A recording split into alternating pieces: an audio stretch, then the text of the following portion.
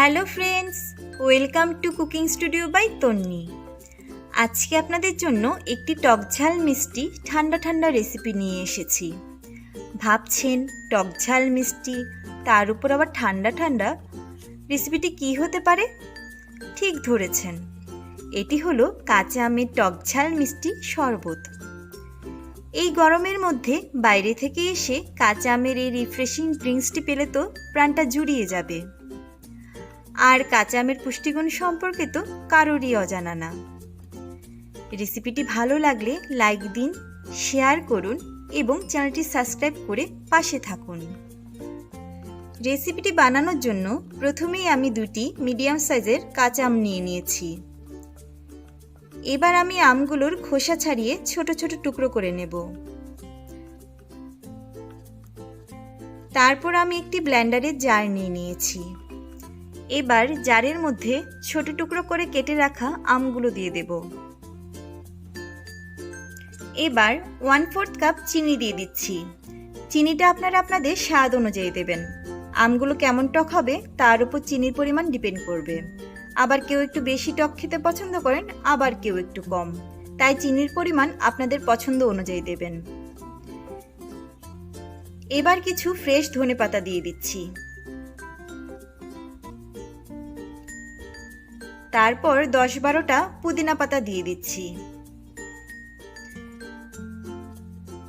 এবার আমি 3টা কাঁচামরিচ কুচি করে দিয়ে দিচ্ছি। ব্লেন্ড করার সময় যাতে কাঁচামরিচ তাড়াতাড়ি মিশে যায় তার জন্য আমি কাঁচামরিচ কুচি করে দিয়েছি। এবার আধা চা চামচ বিট লবণ ও 1 চা চামচ জিরার গুঁড়া দিয়ে দিলাম।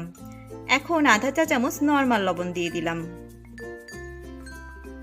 এখন আধা গ্লাসের মতো জল দিয়ে দিচ্ছি। ব্লেন্ড করার সময় জল বেশি দিলে মিহি ব্লেন্ড হয় না, তাই এখন কম জল দিলাম, পরে পরিমাণ মতো জল মিশিয়ে নেব। ব্লেন্ডারের জারের মুখ বন্ধ করে ব্লেন্ড করে নেব। আমার ব্লেন্ড করা হয়ে গেছে। এবার দুটো গ্লাস নিয়ে নিয়েছি। এখন গ্লাসে কয়েক টুকরো বরফ দিয়ে দেব।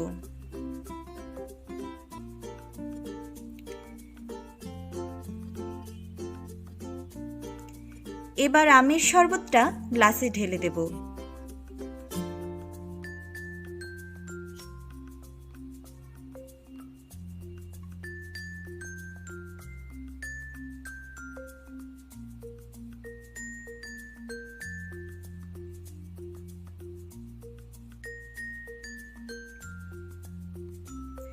এবার পরিমাণ মতো ঠান্ডা জল দিয়ে গ্লাসগুলো ভরে দেব। তারপর পুদিনা পাতা দিয়ে সাজিয়ে দিলাম।